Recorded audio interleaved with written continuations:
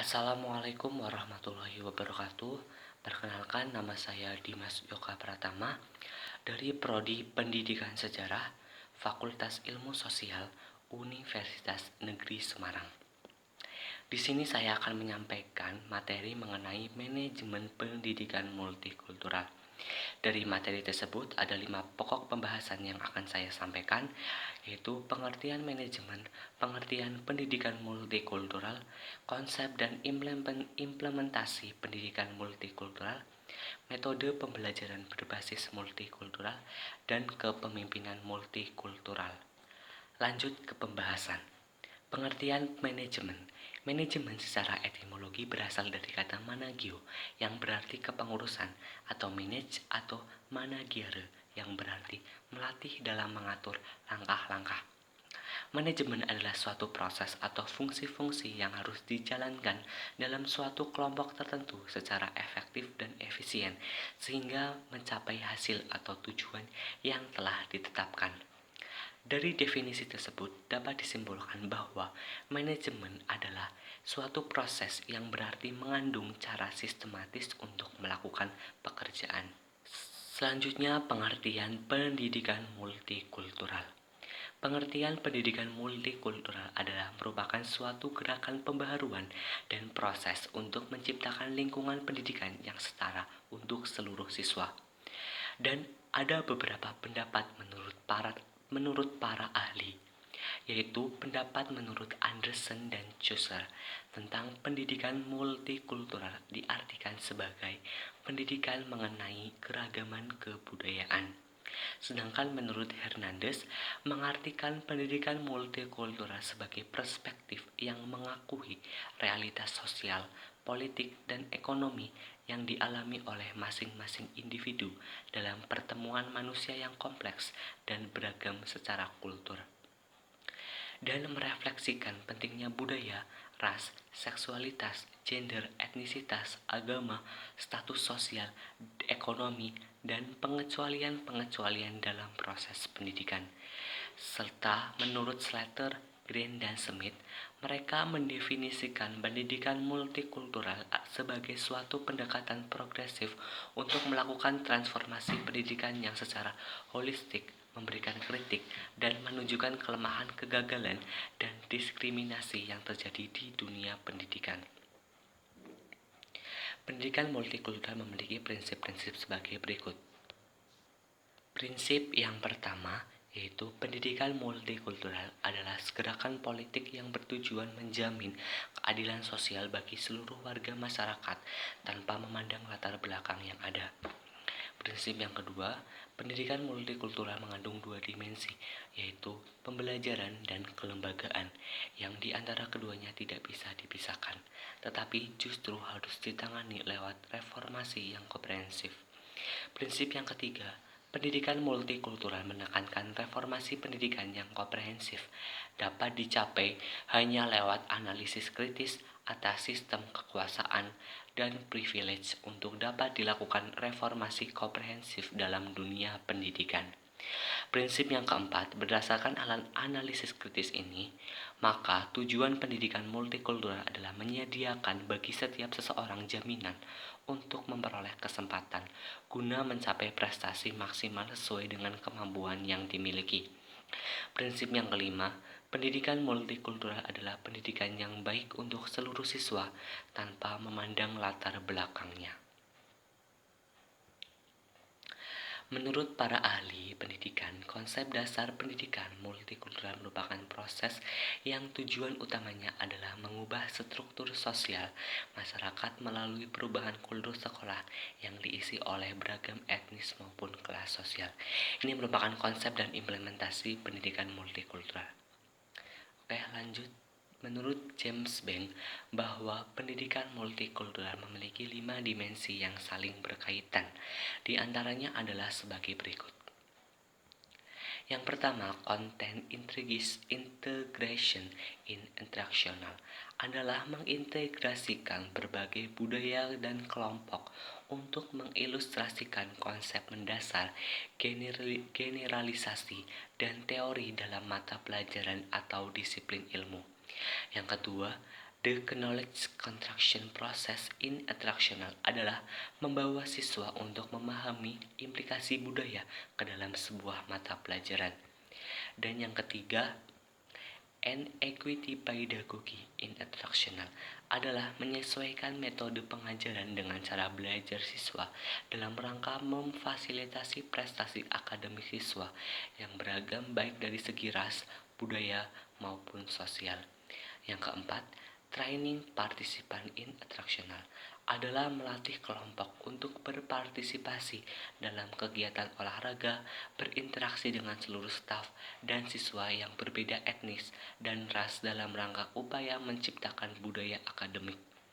Yang kelima, prejudice reduction instructional adalah mengidentifikasi karakteristik ras siswa dan menentukan metode pengajaran mereka. Secara generik, pendidikan multikultural memang sebuah konsep yang dibuat dengan tujuan untuk menciptakan persamaan peluang pendidikan bagi siswa maupun mahasiswa yang berbeda-beda ras, etnis, kelas sosial, dan kelompok budaya. Salah satu tujuan penting dari konsep pendidikan adalah konsep pendidikan multikultural maksudnya adalah untuk membantu semua peserta didik agar memperoleh pengetahuan, sikap, dan keterampilan yang diperlukan untuk menjalankan peran-peran seefektif mungkin pada masyarakat demokratik pluralistik, serta diperlukan untuk berinteraksi, negosiasi, dan komunikasi dengan warga kelompok lain agar tercipta sebuah tatanan masyarakat bermoral yang berjalan untuk kebaikan bersama.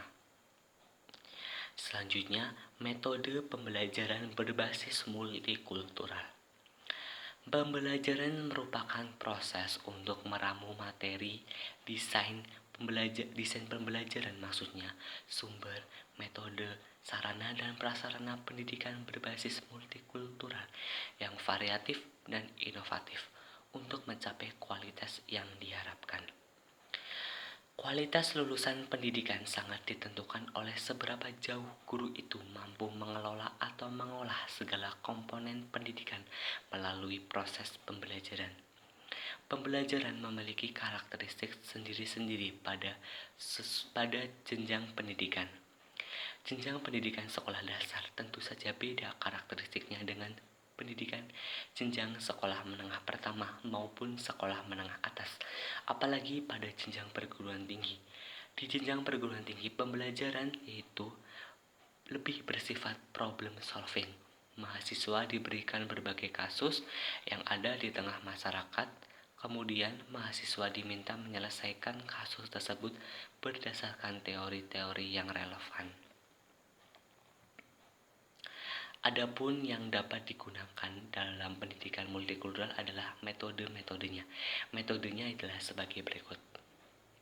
Metode kontribusi. Metode ini mengajak untuk berpartisipasi dalam memahami dan mengapresiasi kultur lain. Yang kedua, metode pengayaan. Metode ini memperkaya kurikulum dengan literatur dari atau tentang masyarakat yang berbeda kultur atau agamanya. Yang ketiga, metode transformatif. Metode ini memungkinkan untuk melihat konsep-konsep dari sejumlah perspektif budaya, etnik, dan agama secara kritis. Metode yang keempat, metode pembuatan keputusan dan aksi sosial. Metode ini mengintegrasikan pada sebuah metode transformasi dengan aktivitas nyata di masyarakat yang pada gilirannya bisa merangsang terjadinya perubahan sosial. Selanjutnya, pendekatan-pendekatan yang mungkin bisa dilakukan dalam pendidikan kultural adalah sebagai berikut. Pendekatan historis. Pendekatan ini mengandaikan bahwa materi yang diajarkan kepada siswa dengan menengok kembali ke belakang. Dengan demikian, materi yang diajarkan bisa ditinjau secara kritis dan dinamis. Pendekatan yang kedua adalah pendekatan sosiologis. Pendekatan ini mengandaikan terjadinya proses kontekstualisasi atas apa yang pernah terjadi pada masa lalu atau sebelumnya. Yang ketiga, pendekatan kultural. Pendekatan ini menitik beratkan kepada otentisitas dan tradisi yang berkembang. Yang keempat, pendekatan psikologis. Pendekatan ini berusaha memperhatikan situasi psikologi siswa secara tersendiri dan mandiri.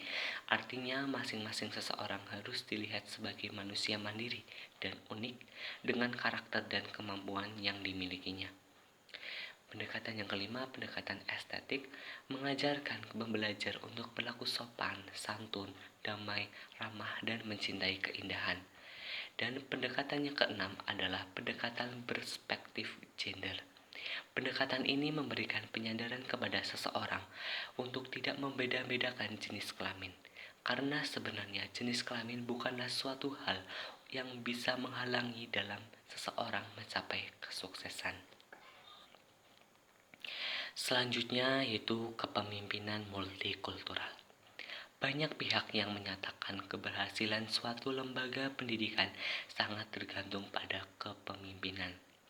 Seorang pemimpin harus mampu membawa lembaganya ke arah tercapainya tujuan yang telah ditetapkan, dan harus mampu melihat adanya perubahan serta melihat masa depan dalam kehidupan globalisasi yang lebih baik.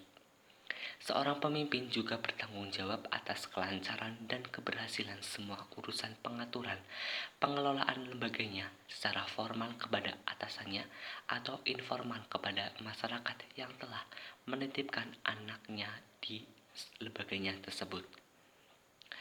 Seorang kepala sekolah atau ketua lembaga pendidikan diharapkan dapat mengelola lembaga pendidikan ke arah perkembangan yang lebih baik dan dapat menjanjikan masa depan.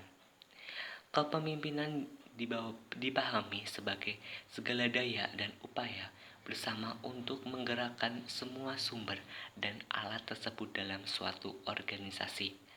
Researches tersebut dapat digolongkan menjadi dua bagian besar, yaitu human researches dan non-human researches.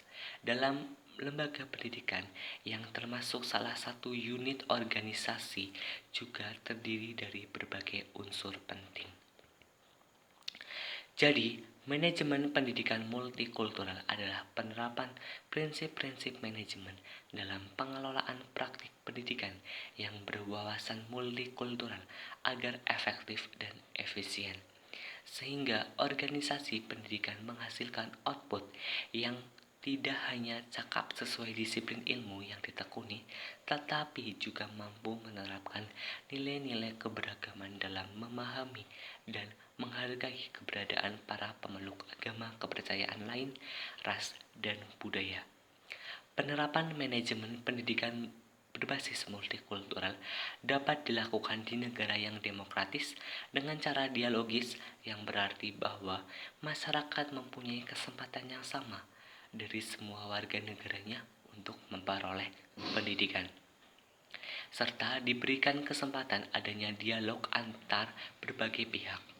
Melalui pendidikan multikultural yang telah dikelola dengan fungsi manajemen, sikap, dan mindset, peserta didik akan lebih terbuka untuk memahami dan menghargai keberagaman.